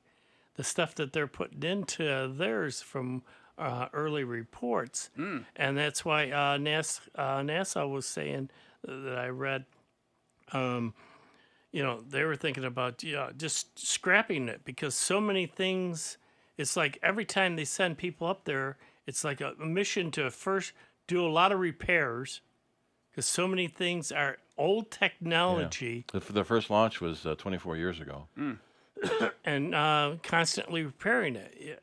With like you said, 24 years ago. I mean, that stuff is way outdated and needs to slowly be dismantled. Maybe they can use parts of it onto the newer space station.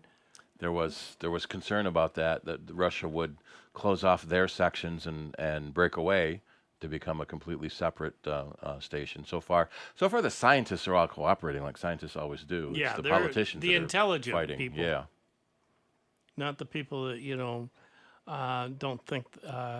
But with their have head. you talked to the station? Because they have a ham radio. Yep. Yeah. Oh, there's a number of. Matter of fact, I believe there's 2 astronauts now that are up there that are ham operators. One guy up there now, Woody was his last name. He's amateur rocket flyer, and I met him at a rocket launch in Geneseo really? 10 years ago. Oh, he was a teenager in high school, and he's building these massive big rockets.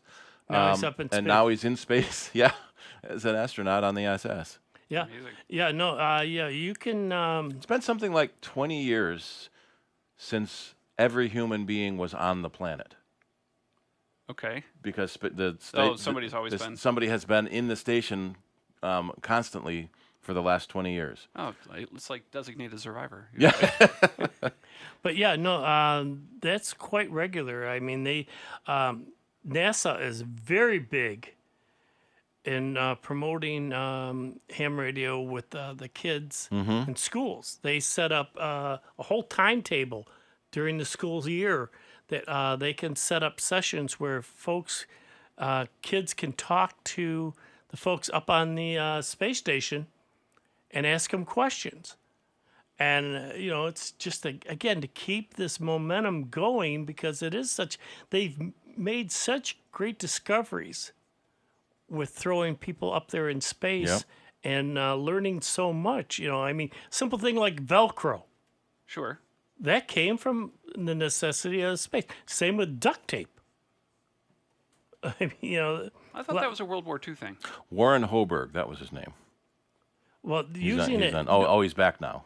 No, I'm saying they used it, taking it up to space to repair so many things, right. that they'd sit there and, how are we going to do it? Simple thing like duct tape. Right. Because that's where they got Wasn't that part of Apollo 13? Yep. When they had to make the air scrubber? Yep. So, I mean, it's amazing what has been accomplished. No. So he's part of SpaceX Crew 6, and he's actually still on orbit now. Oh, okay. So there are currently 7 people on the space station now. Isn't that one of those websites where it's like how many people are in space.com? Well, I was at the Wikipedia, but yeah, there's a website like that. And when what was it? Virgin Galactic put up 6 people into a suborbit a few days ago. That was interesting. So since they just go up and down. They they go up 100 parabola. Yeah. Blue Origin was giving out astronaut wings, but then the International Astronomical Union said no. They're not astronauts. They're passengers. They have to do a task to be considered an astronaut. Okay. All right, that music tells me we got to take a short break, but folks, don't despair. We will be back very shortly with more questions and more comments right here on member-supported Jazz 90.1. It's America's longest-running computer show. Back to more Sound Bites with Nick, Dave, and Steve. Next on member-supported Jazz 90.1. NBC News Radio, I'm Julie Ryan. The White House is blasting Iowa's new abortion ban as extreme. Jim Forbes has more. In a statement, Press Secretary Karine Jean-Pierre said the extreme abortion ban will penalize healthcare providers and cause delays and denials of life-saving care. She said President Biden stands with the majority of Americans who believe personal health care decisions should be between a woman and her doctor, not politicians. Israeli Prime Minister Benjamin Netanyahu is said to be in good condition after being rushed to a hospital on Saturday. An Israeli news outlet is reporting that the prime minister had fainted, but he was fully conscious at the hospital. House Speaker Kevin McCarthy is calling a plan by some progressives to boycott the Israeli president's speech before Congress next week anti-Semitic. McCarthy said anti-Semitism shouldn't be allowed, especially inside Congress. Julie Ryan, NBC News Radio. Moon Valley Pilea's deeply dimpled apple green leaves with bronze highlights inspired its common name. Hi, I'm Melinda Myers, horticulturist and gardening expert. Some of you may know it as Friendship Plant because it's easy to start new plants from cuttings to pass along to friends. Grow Moon Valley Pilea in an African violet or similar rich, well-drained potting mix. Water thoroughly when the top inch of soil is just starting to dry. Avoid overly dry or soggy soils that can result in leaf drop. Place it among your other houseplants or on a gravel tray to increase the humidity around this tropical beauty. Give it bright, indirect light and a turn every so often to encourage even growth. Too much sun can scorch the leaves, while too little results in leggy plants. If the plant does become leggy with age, give it a pinch to promote more compact growth, and if it's too far gone, take cuttings and start a new plant. Check out our website for this and other gardening tips. Jazz 90.1's 50th anniversary Golden Gala is coming up on Friday, November 17th at Max of Eastman Place with a live performance by Ann Hampton Calloway and her Peggy Lee songbook. Tickets are on sale now at jazz901.org. The newly renovated Jazz 90.1 gift shop is open with new and familiar items for you to enjoy and to show for your favorite community jazz station. The shop is easy to find and easy to use. You can purchase Jazz 90.1 baseball caps, coffee mugs, shopping bags, t-shirts, and more. Browse the new Jazz 90.1 gift shop at jazz901.org and click on Support Jazz 90.1. Have you ever wanted to go above and beyond for your community? Volunteering for your local fire or EMS department is your opportunity. Join a family that will serve with you, always have your back, and train you to be the best version of yourself. As a volunteer, you will meet new people, learn new skills, and make a meaningful impact.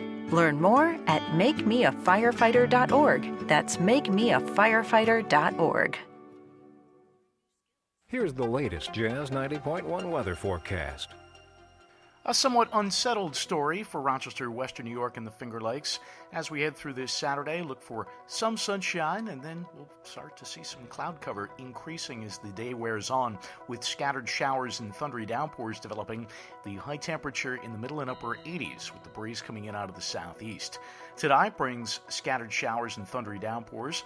The low temperature in the upper 60s.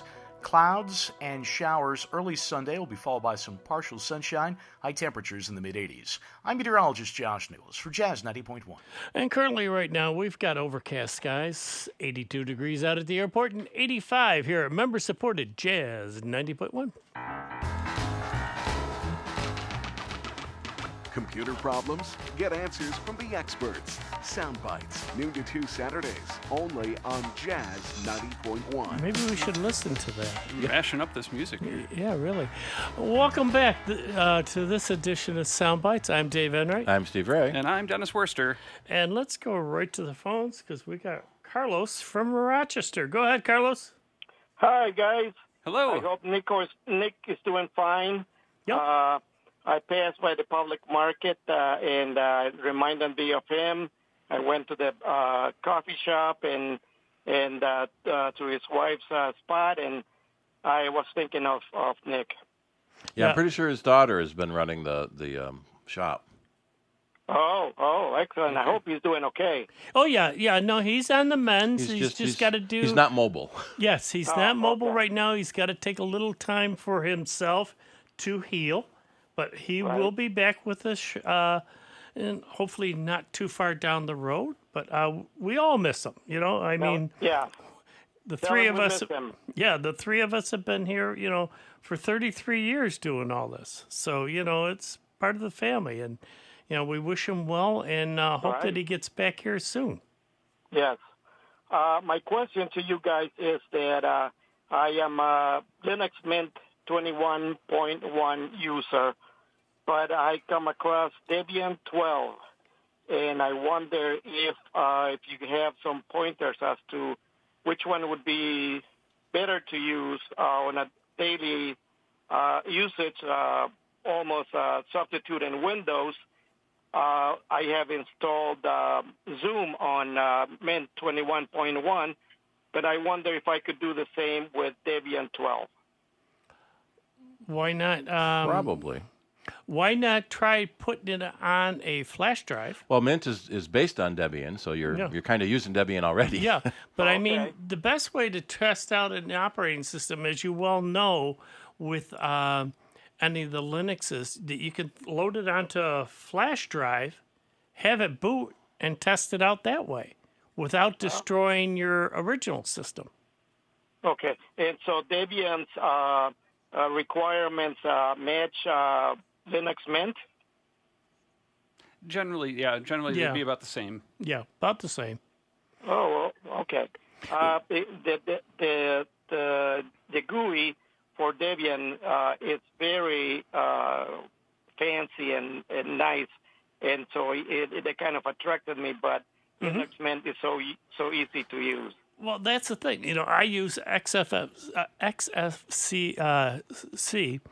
and you know, it looks like Windows. You know, I can set it up and configure it and make it look like my Windows machines that I've dealt with since the 80s.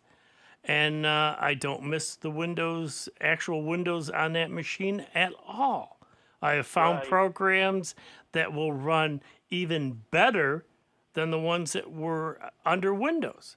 They run more efficient, and it's like the code is written a lot cleaner to run under Linux than, say, the other operating systems. I would say Debian tends to be a bit more advanced than Mint. I would say if you're comfortable with Mint and you're looking for something more, then Debian might be a good place to go. I think the package management is slightly different with Debian, but I think it's kind of the next step up in terms of complexity. That's why I say try. You know, flash drives are so cheap nowadays that you can get. You know, go to one of the stores or online and order a few of them. Okay. And you can, you can make a live disk. They call it. Yeah. Put it the live disk onto that and have it boot to that and try it out. And you can try the different flavors because there's, you know, as you well know, there's so many different flavors of Linux right now, depending on your wants and needs. Right. And this way, though, you're not messing up your original system. That's the key. You know, if you've got a system that is working okay right now for you, and you don't want to mess that up, this is the next best alternative to play and not do any harm to your original system. I'll give it a try. Yeah.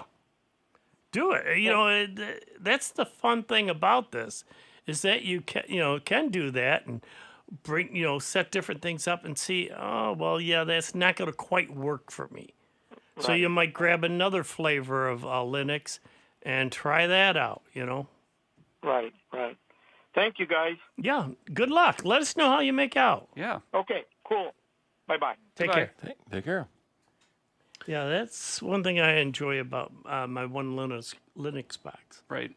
That I can, you know, I've got the one on there, the XFCF, and but I can load others, you know, just by telling it on boot off the flash drive. And I was matter of fact, I still do some more work. I just haven't had the time.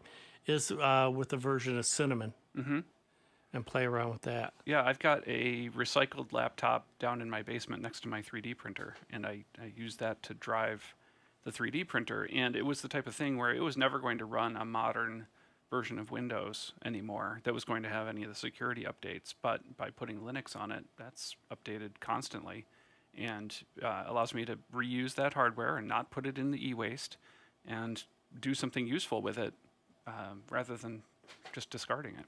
Yeah, well, I've got another box that before Christmas, I'm slating it to go to Linux because it's got Windows 10 on it right now, and it's starting to get a little doggish in performance and everything else, and it's like, don't really have to have a lot of specialty programs on it. It's just for basic use of that. Linux will do that for me. And like I said, the biggest thing that stopped me in the past from going to Linux was my Quicken. Yeah, people, there's that one program you definitely have to use. There are equivalent programs in Unix and Linux. I found Money Dance, and Money Dance will run across all platforms. And it probably imported your Quicken file. Yeah, it did. And all the categories and everything else set it up perfectly for me. It's customizable, and you can use it for free. But then if you pay, I think it cost me a whole $49 for a lifetime of updates. Okay. That's a pretty good deal. Yeah, and I thought, and like I say, it looks exactly like my Quicken. Yeah. So it's like, I'm not, because they wanted me to, Quicken's gotten to where now they've gone subscription. Right. Yeah. And you've got to, every year or so, pay for another version, for another version, and then they want you to also pay for the web storage. And it's like, no. Yeah, I tried that last year when my Quicken subscription expired. I wanted to see what would happen. It stopped any updates. Okay. Well, that's bad because they fix bugs and whatnot. But then it filled like a third of my screen with ads. You should buy the new Quicken. You should resubscribe to Quicken. You should And then it locks you out of the account. Well, you can't log into the web, but it doesn't stop your local computer version from working.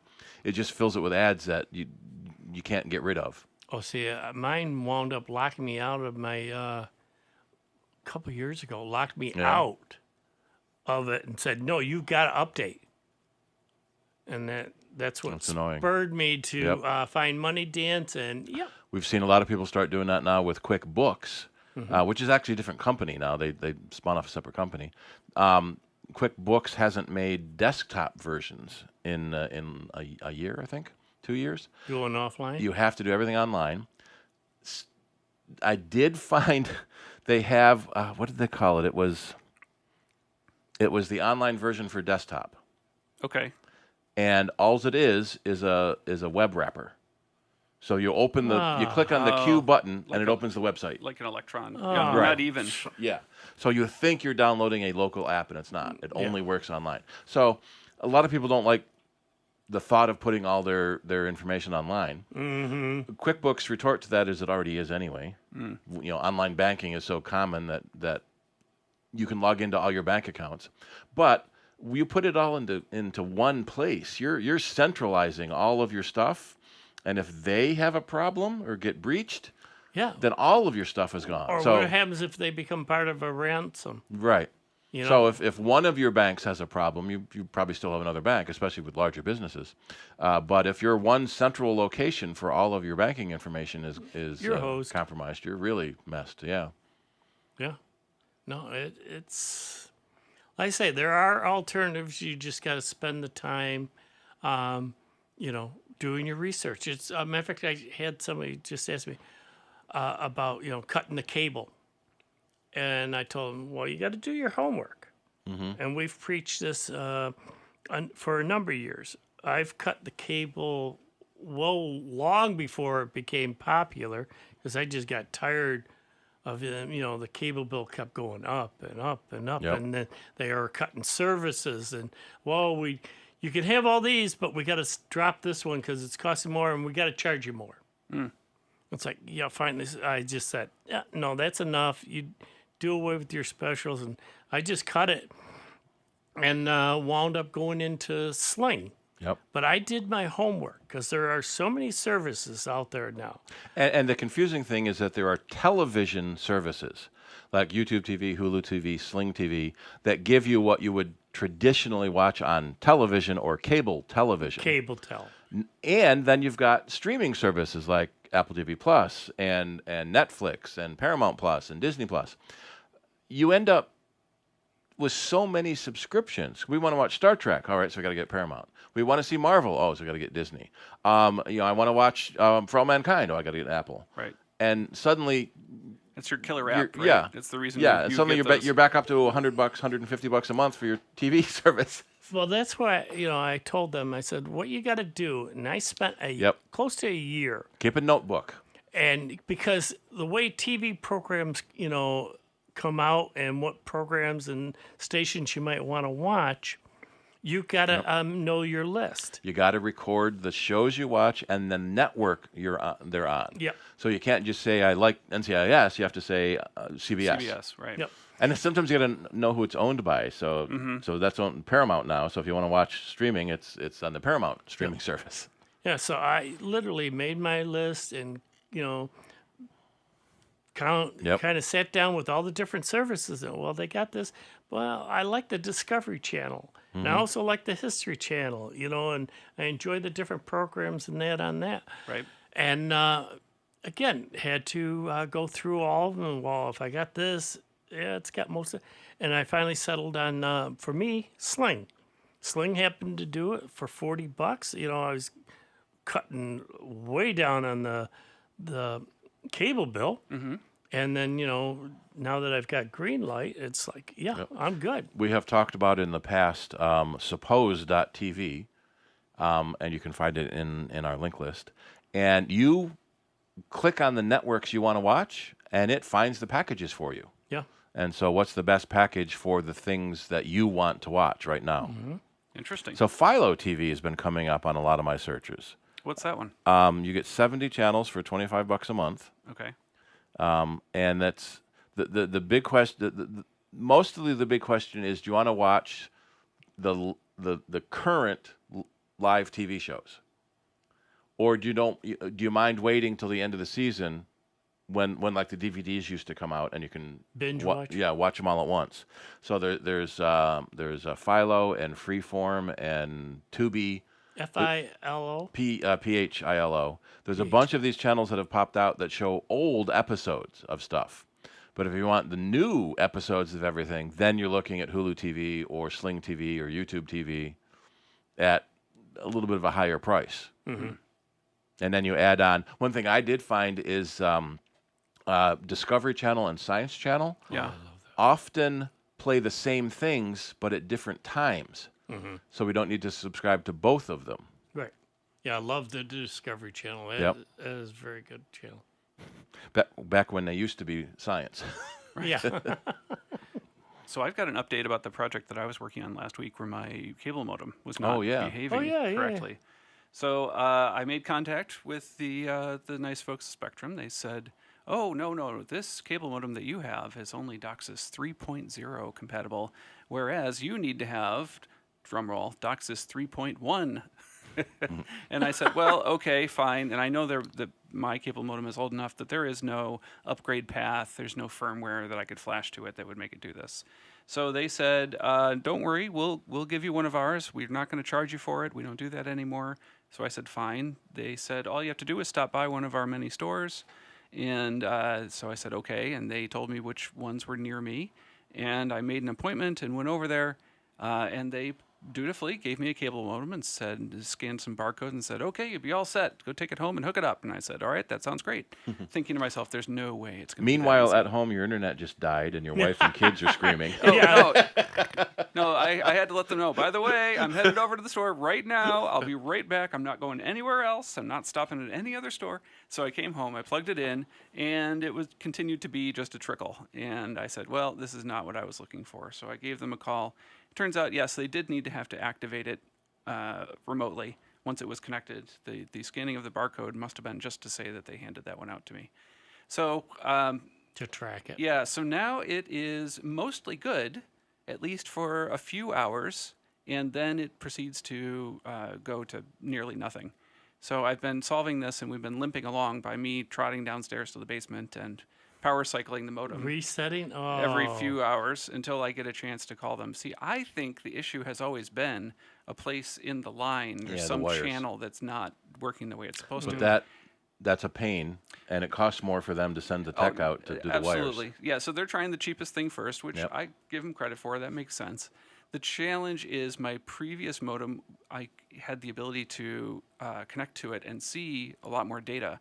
I can see the logs for the modem and all the different channels and what the quality of service is and what the signal to noise ratio is and what megahertz they're running at. And on this new one, they've locked me out of all of that. So I have, it's like having a car with the hood welded shut. I have no idea what's going on. So my next step is, and come back next week, listeners, and you can hear the next chapter of this tale, where I'm going to call them again and say, look, I'm still having this issue, and see if they need to roll a truck or if they need to do some other type of remote diagnostics. What a pain in the butt. Yeah, a little bit. No, big butt. Well, and I'm, but it's okay. I'm getting the discounted rate. Oh, wait, no, I'm not. Yeah. So we'll figure it out. Sometimes there's a user panel login. Right. That you can see yourself that gives you some information, but not as much as you used to get as the admin. Right. Yeah, no, I found the original PDF manual for this particular OEM model, and I was looking at all the different things, and they said, oh, you go to this address and do this, and I said, no, that's... They've got it locked out. They've got it probably custom firmwared, or they've got hidden. it... Or hidden, or locked out, or I don't know what. I suspect if I was a tech with the right tools, I could get into it, but not so much right now. Yeah, you probably got a key combination that they hit, and then that unlocks it. Maybe. One of the times I was looking into it, the passwords are generated based on the week of the year. Okay. So every week it's a new password the tech has to put in. I see. Well, that sounds plausible. So yeah, continuing adventure of getting reliable internet and waiting for green light to come down my street. They keep advertising on Facebook that they're in my area, and I keep telling them, no, you're not. Well, it depends on how big your area is. Yeah. Yeah, well, doing what we can do. I want to mention Apple PhotoStream again, because we're getting real close to the deadline of July 26th. So on June 26th, they stopped uploading photos to PhotoStream. PhotoStream was a service, started in 2011, I looked it up. Okay. Where you take a picture on your phone, it automatically goes up to the cloud, and then automatically down to your computers, Windows or Mac, but it's from iPhone to a computer. If you have kept up with your updates, you probably stopped using PhotoStream several years ago and are using Photo Library. Everything with Photo Library automatically syncing your photos is going to stay. Okay. Had a customer this week with a 2009 iMac, running a 2009 operating system, still using PhotoStream. Okay. So if you go into your phone and look under iCloud Photos, if PhotoStream is an option, you could be still using it.